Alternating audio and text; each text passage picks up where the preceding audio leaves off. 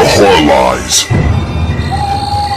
Hey guys, Rob from Georgia here with you. It is week 315 here at BodyBags. I'm your Wednesday night host, and this week I'm going to take a quick look at maybe one of the great classics of all time, The Invisible Man from 1933. James Whale, of course, directing, and he will have the great privilege of being the first director that will oversee or whatnot Claude Rains' first film as an actor.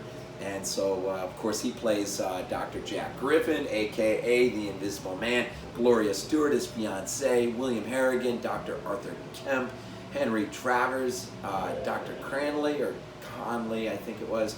And Una O'Connor, of course, plays Jenny. And she is, I think she's meant to be our comic relief. We'll see her again in The Bride of Frankenstein, and she has this uncanny way of shrieking in such a way that, well, you either laugh or it just kind of turns you off quick like. But anyways, right off the bat, just one of the lines that Griffin gives, Dr. Jack Griffin, gives in this movie that just kind of stuck with me as I was revisiting this the other night. And he says, everyone deserves the fate that is coming to them. You know, there is a lot, boy, you could unpack in that. That is quite the line, and it really, I think, gets at the very core of his character, as it will become in this film. Now, basically, and this is my Universal release.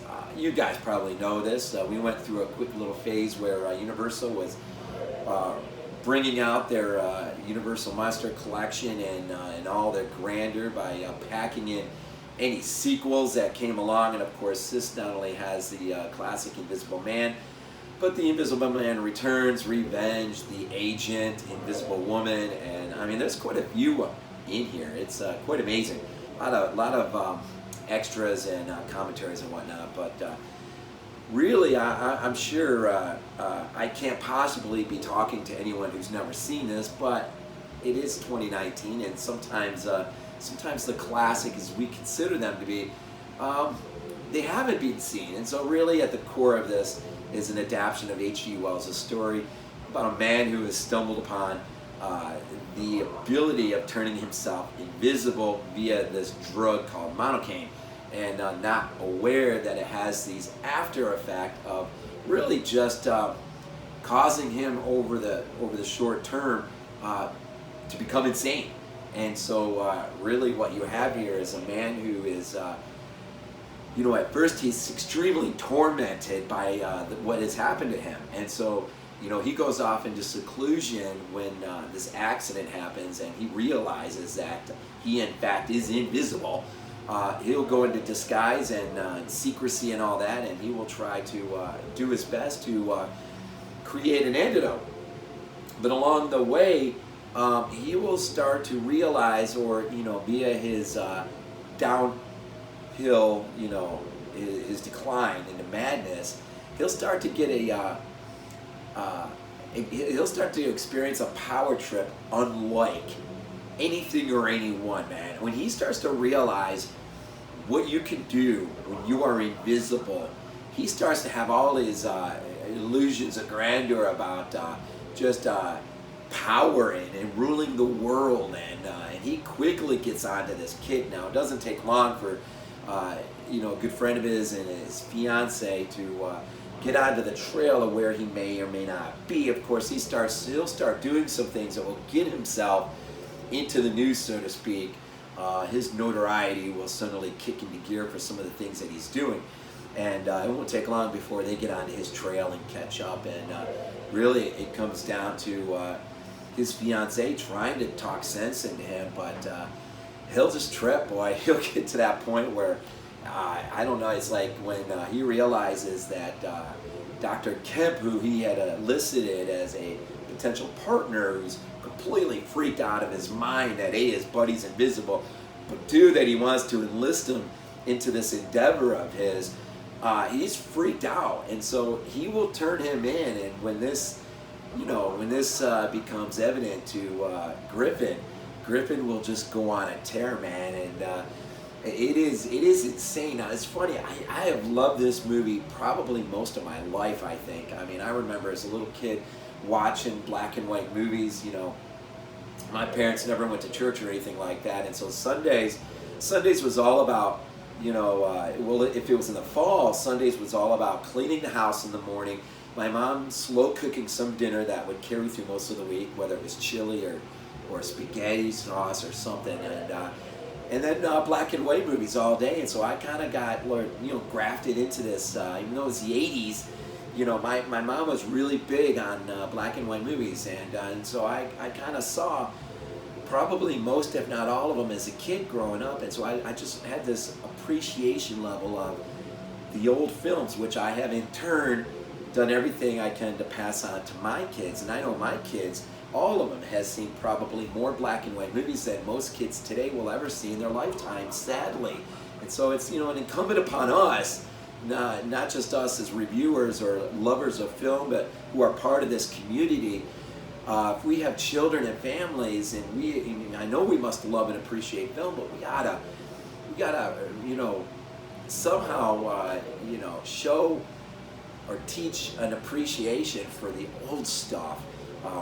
And when new films are seeing black and white treatment, like Mad Max, Fury Road, or The Mist, you know, we need to celebrate those times, because, you know, there's something special and unique about the black and white format. It just brings a level of realism, I think, that you lose with color at times. But to the extreme end, you know, when you have a George Lucas Star Wars film that is basically completely CGI, I mean, you just kind of get lost in the sense that this is so far from reality. But these black and white films, I mean, even watching The Invisible Man, I mean, the special effects for the day were unheralded. I mean, when he starts to take for the first time, you know, those wrappings off and we get to see him invisible, I mean, it is insane at the level of work and detail that these guys put into this film. And James Whale, knowing how to utilize the camera, tracking shots and whatnot, in order to keep the pace of the film moving along at such a pace that, quite frankly, man, you just never want this movie to end. At least I don't want this movie to end. This movie is freaking awesome, man. You get to the point where Griffin has just descended to this point where, I mean, he will cause a train to get derailed, killing at least 100 people or so. I mean, so he's like he's a mass killer, man. I mean, he is just, you know, in this descent. And but Claude Rains, man, I mean, and now through his voice, I mean, because he has to act through his voice. He has no facial expressions. He can, you know, that most actors, you know, most of the time can bring to the table. He has none of that to work with. So his voice, man, is so powerful, and the level of authority as an actor that comes through in his character is such that, I mean, I don't know if there's many like him out there that had the ability. I mean, you watch him in, it's a bit of a step down, different direction, I guess, but Casablanca, I absolutely love and adore that film for what Claude Rains brings to. And I know that's Humphrey Bogart's film, but man, there's a lot of actors in that movie that bring it to the table, man.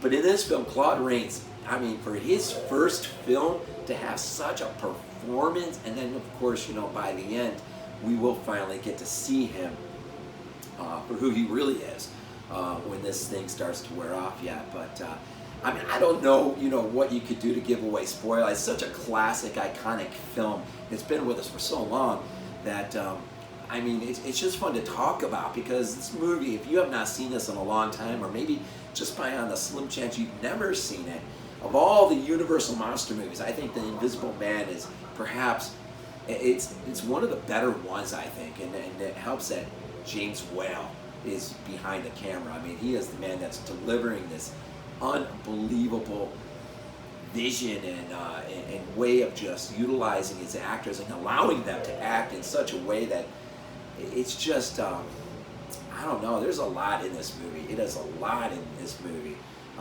In fact, if I remember right, it's number 31 on my top 100 films of all time, which I really do need to revisit and look at. That's, of course, in Letterboxd, and I'll put the links down below. But anyways, I think I'm just going to leave it at there. 315, that is the week. Invisible Man, James Whale, Claude Rains, of course, bringing his A game in his first film in 1933. If you have never seen it, you gotta see it, man. You gotta see it.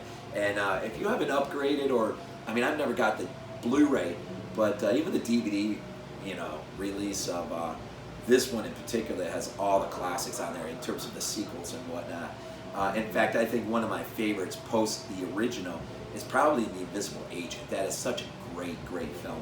And it almost acts as a natural sequel as much as maybe The Exorcist 3 serves to the original Exorcist, which is kind of interesting. But anyways, James Whale, man. James Whale. I'm sorry, my voice is just absolutely shot.